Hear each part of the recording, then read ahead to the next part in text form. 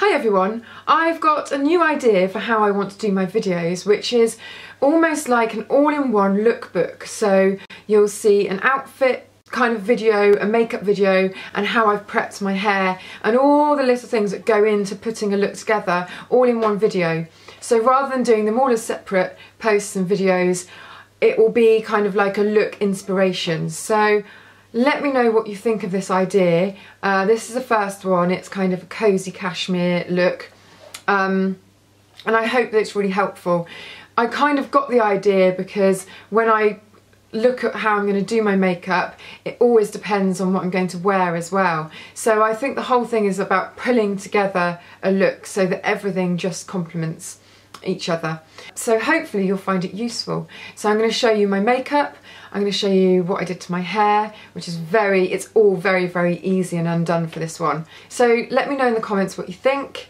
If you want to see a full-on knitwear video, I did one last week and it's all of my current knitwear favourites and how I've layered them up. So have a look at that. I'll link to that here. And let's go back to the start with my makeup. I've prepped my skin with Clear Prep FX because my skin's quite bad still, and I'm really worried about various foundations breaking me out. So this just provides a layer underneath any foundation or tinted moisturiser, and it's got salicylic acid in, so it's kind of working away at keeping the breakouts to a minimum, whatever you put on top. So really like this one. And on my lips I've got some Nuxe lip balm, which is an all-time favourite. It's really gorgeous. I'm using Yves Saint Laurent's new foundation, and this is the Touche Éclat foundation, and this is shade B30. And to apply that, the Real Techniques stippling brush. I didn't really use the right foundation brush for the job there. I should have just used the Real Techniques normal kind of angled foundation brush, but I can't be bothered to go back and film that again, so just take that to note. Bit of Estee Lauder Double Wear Concealer underneath the eyes.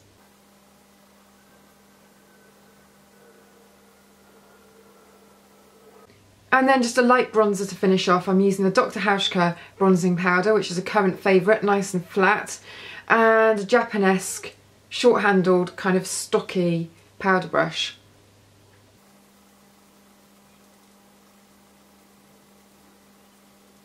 Now for the eyes, I'm using one of my favourite brown shadows. This is from Burberry and it's Midnight Brown, shade 21.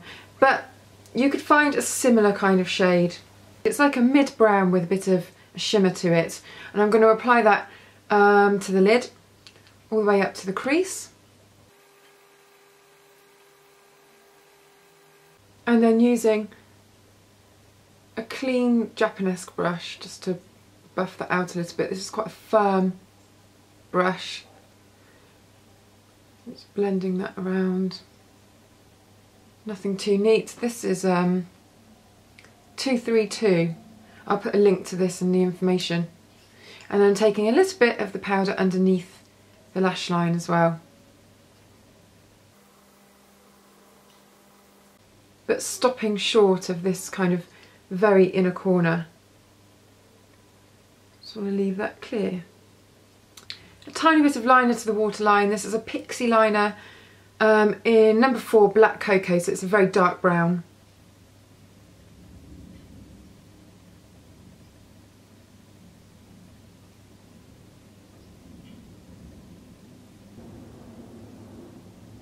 And then black mascara, any black mascara really. I'm using this Fibre Wig one because I find it really easy to remove. You remove it with warm water rather than makeup remover. And it kind of forms these tubes over each lash, like fibre tubes.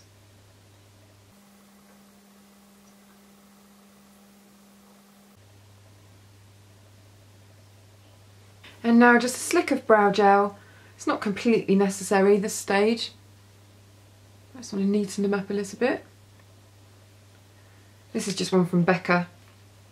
It's a clear gel. And then a tiny bit of lipstick. I'm using one of the new Vivid Shines from Estee Lauder. This is in Mauve Struck. And it's kind of quite pearly for me. But I just quite like a little slick of it pushed into lip balm just to give this little bit of a glow on the lips. I really like that look. And that is it. So very, very simple. And that is the look for this outfit done, top to toe, whatever I'm going to call it.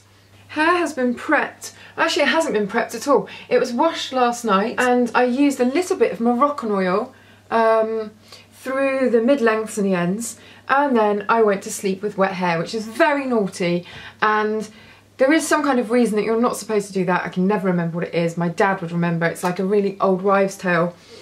But it's just kind of got a natural wave to it, and the oil has kept it nice and kind of tamed at the ends, and that is all I'm going to do, because this is a very cosy, casual, easy look, really.